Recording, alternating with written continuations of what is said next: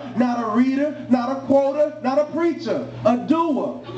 That's why many preachers are going to be in hell, because they can preach it, but they can't do it. You can prophesy it, but you still got to live it. You can teach it, but you still got to live it. Somebody say, I still got to live it. I had to take time to teach today. Because sometimes, you know, I get y'all in a frenzy. Woo, we would slap in to sin. We got to get to the place where we learn some sense, or we will keep losing. We got to learn how to get the sin out. Somebody say, I got to fast. That's the first thing. You got to fast, you got to starve it. So first of all, starve it to death. Starve your flesh to death. Somebody say, I got to starve my flesh to death. I got to starve my flesh to death. So you got to take away everything it's been eaten.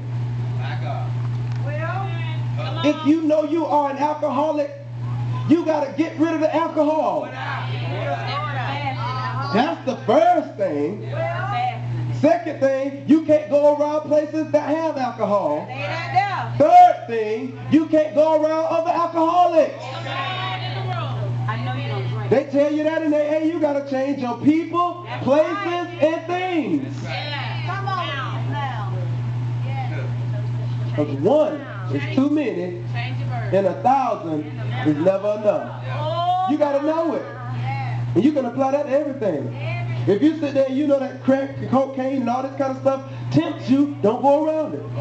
If you know that you are trying to lose weight, don't sit there and you go to bakeries and McDonald's, yeah. You sitting there eating French fries every day. I don't eat that much. I don't know why. What?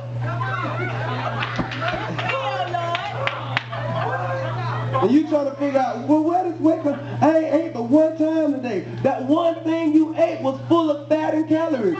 You gonna sit there and get a biggest size French fry with all the bacon in the world on the sandwich, double cheese, and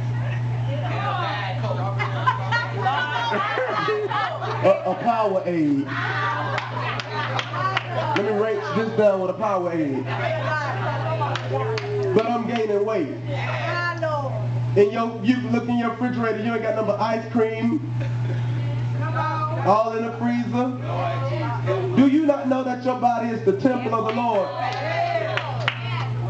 Oh, y'all get real heavy when we talk about alcohol and drugs.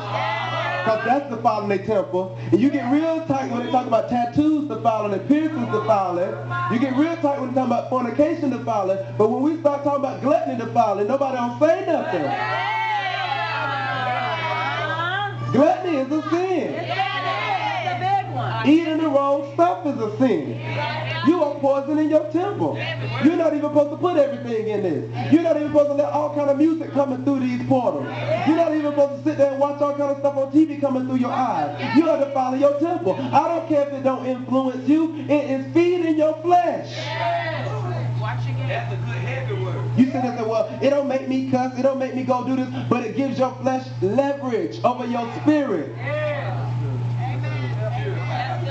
And you sitting there want to listen to Aaliyah, Maxwell.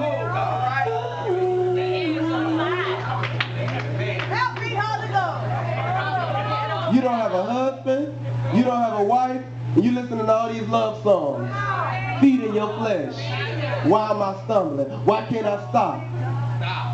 You sitting there listening to all this love mess.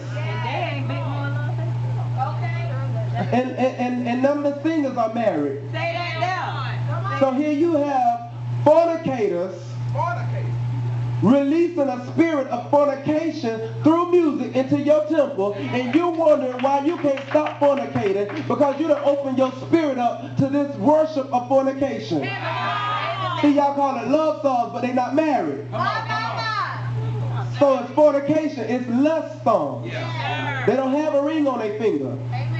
So if they are single and they're singing about making love, that's lust and it is fornication. and you're not married, and you're wondering how that spirit that got in you, they done sung it into you. Music carries spirits.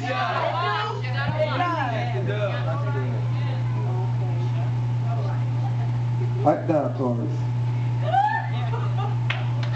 Music carries spirits. Y'all got to get to the place where you have to recognize this stuff. Use discernment for what really matters. Get out this spirit realm stuff. Use discernment for regular stuff. Use discernment when you pick out your clothes, what you going to wear. Use discernment when you go through the buffet line and pick out how much you're going to put on your plate. Use discernment when you have to choose your words, what you say to somebody before you say it and you hurt people and you break people. Use discernment before you jump to assumptions and conclusions. Use discernment for when you go in, you have to deal with it at an interview. And you go and dress it like you're going to the park or the movie.